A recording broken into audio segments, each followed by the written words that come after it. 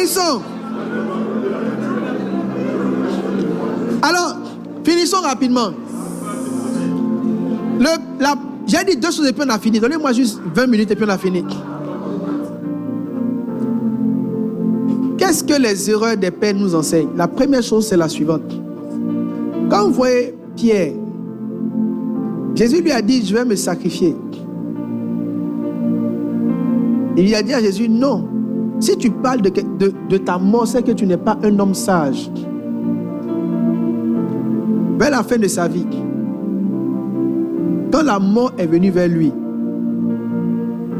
il n'a pas pu résister. Maintenant, je vais vous dire une chose.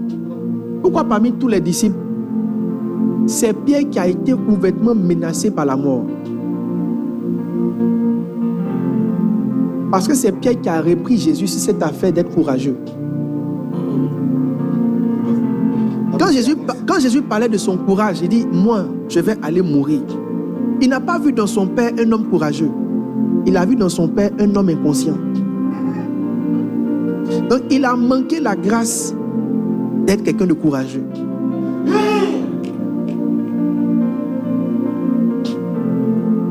Pierre n'a plus jamais été courageux dans sa vie. Même à Antioche, lui-même qui est le père de l'église, les petits sont venus, Pierre s'est caché. Quand ton père fait une erreur, ta réaction va déterminer si tu pourras vaincre dans ce domaine ou pas.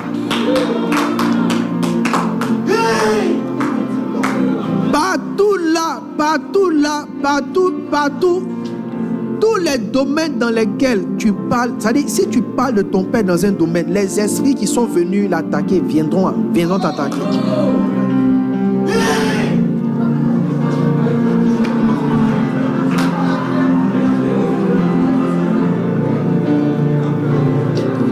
Non, écoutez-moi bien.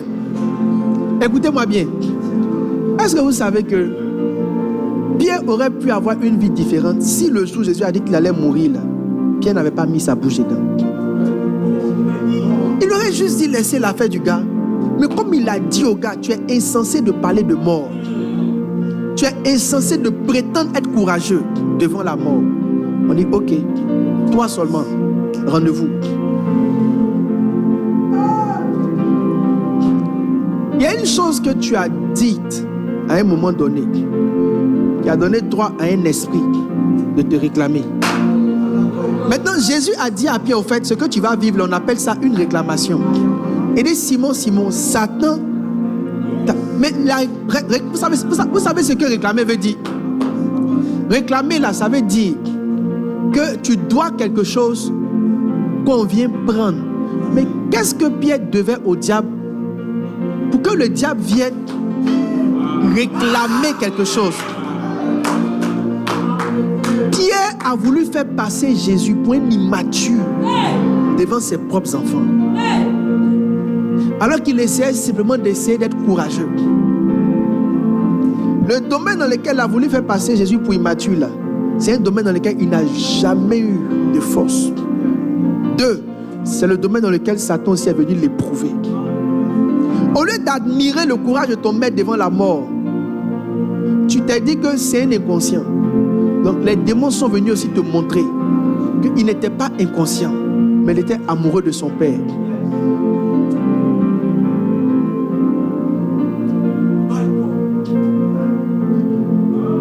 Le premier message que les erreurs d'un père nous montrent, c'est que tous ceux qui reprennent un père ou qui estiment qu'il a mal fait quelque part, dans le domaine là, ils vont manquer la force de vaincre. Ça c'est 1. 2, dans le même domaine, ils seront éprouvés aussi. Si ton père a fait une erreur, que tu n'as pas fait attention à comment tu parles, dans le même domaine. Écoutez, moi je suis pasteur, tout ce que j'écoute dans la vie générale, c'est qu'ils n'ont pas aimé chez leur papa. C'est la même chose qu'ils font. Ils ne comprennent pas. Ce n'est pas ce que tu n'aimes pas que tu évites. C'est ce dont tu ne parles jamais. C'est ce qui ne vient pas dans ta vie. J'ai lu un livre. Il y a un gars, son père était violé, il frappait sa mère. Le gars était en colère. Il a parlé contre la colère de son père. Lui-même, quand il s'est marié, il a tellement frappé sa femme que le père de sa femme l'a tué en le fusillant. été rempli de compassion. Il a été rempli d'indignation. Il ne s'est pas dit que, ah, papa là, c'est un homme bio. Un gars comme Noé. Vous imaginez la dépression de Noé? Vous imaginez la dépression de Noé?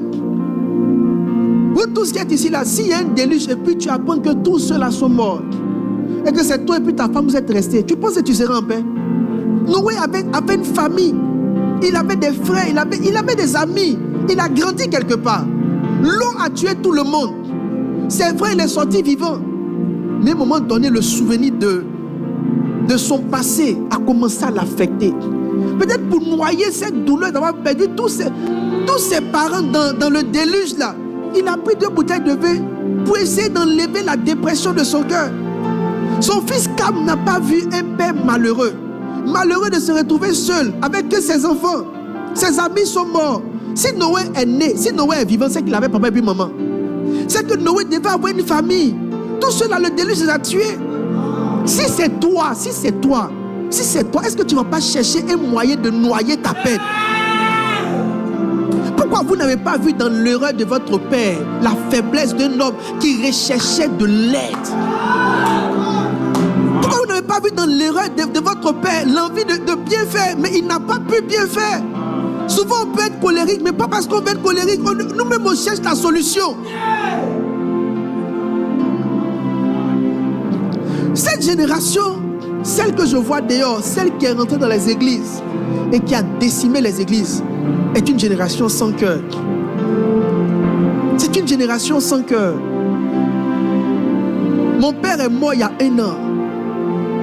Moi, Yannick Jati, Dieu m'est témoin. S'il y a une chose que je ne fais pas pour l'homme, c'est pleurer.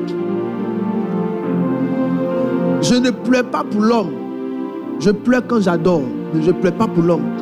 J'ai pleuré au funérailles de mon père. Je me suis surpris il y a 3 mois, être assis seul, les larmes aux yeux. J'avais envie de voir mon papa. Et ça me revient, j'ai envie de voir. Je disais à ma grande soeur la semaine passée, j'ai dit, même pas plus tard que quelque chose, je disais dans mon cœur, j'ai envie de voir mon papa. Même hier, je disais encore au Seigneur, j'ai dit, merci Seigneur, mon père a été un très bon père. Hier, j'étais en train de payer des chaussures pour mes enfants. Et quand je payais les chaussures, j'ai pensé à mon père. Je me suis dit, c'est que mon papa a vraiment été un bon papa. J'avais vraiment envie de le voir. La perte d'un père seulement, regardez la douleur que ça me fait. Maintenant, imaginez Noé qui a perdu tous ses amis, son village, ses connaissances d'enfants. Même pas qu'ils sont morts bien, ils sont morts noyés. Il s'imagine comment l'eau était en train d'envahir. Noé a connu ses neveux, les enfants de ses frères, qu'il a fréquenté. Il s'imagine les enfants là être en train d'être noyés. Même s'il a eu la grâce lui seul de s'en sortir, le souvenir de ça, à un moment donné, ça pèse. Il s'est caché de ses fils pour aller pleurer et noyer sa peine dans du verre. Mais son fils a regardé et dit, c'est un inconscient. Vous savez le chemin que vous n'avez pas encore fait là. Ne regardez pas ce chemin là pour insulter les pères.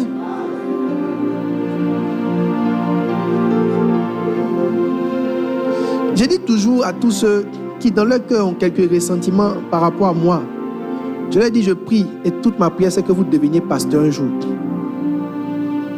Que vous soyez à ma place. Et tu auras plus de compassion pour moi. Tu vas te rendre compte que ce n'est pas facile. La première chose que l'erreur d'un père doit t'enseigner, c'est que là où ton père est tombé, c'est là aussi que tu es susceptible de tomber.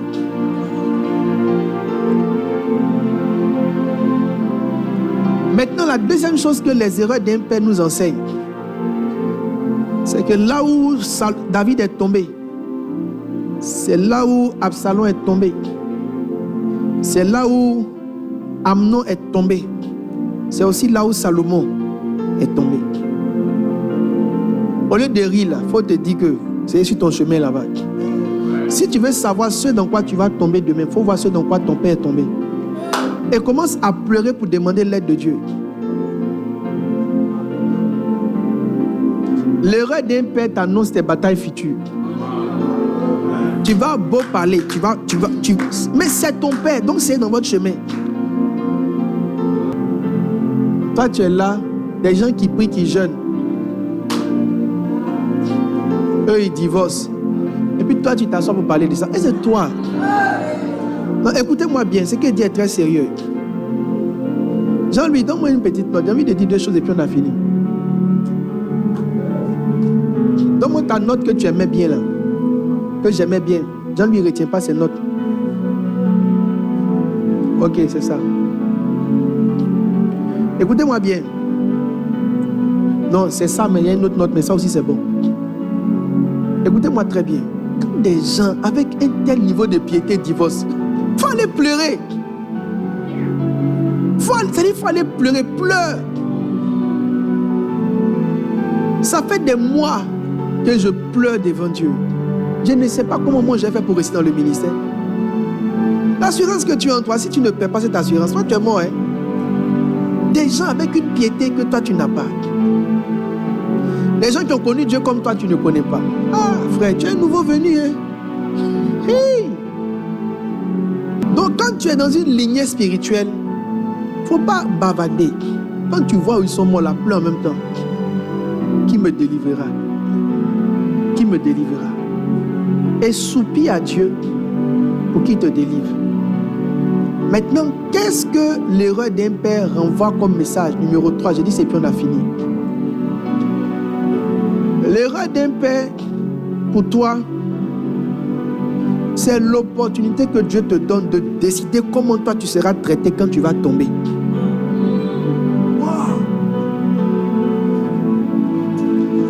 Je vais vous dire une chose, nous tous on pêche, mais on n'a pas le même traitement. Ce n'est pas comment tu pêches qui détermine comment tu es traité, c'est comment tu as traité quelqu'un qui a péché qui détermine comment toi tu seras traité quand tu seras péché. Il dit, on va vous mesurer de la mesure avec laquelle vous aurez mesuré d'autres. J'ai décidé de me garder de l'impudicité pas en exagérant dans mon amour pour Dieu. Ce n'est pas aimer Dieu qui te garde de l'impudicité ou bien moi. J'ai décidé de repérer tous ceux qui tombent et de les aider. De les aider. Il y a des actions que tu poses à certains moments pour des personnes qui sont tombées,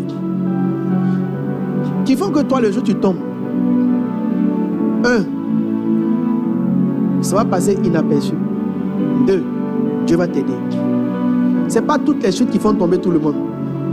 Ma prière, c'est qu'on ne tombe pas. Mais je t'explique. La manière dont tu as aidé et réagi devant ton père quand il était par terre, c'est la prophétie de comment tu seras traité quand tu seras par terre.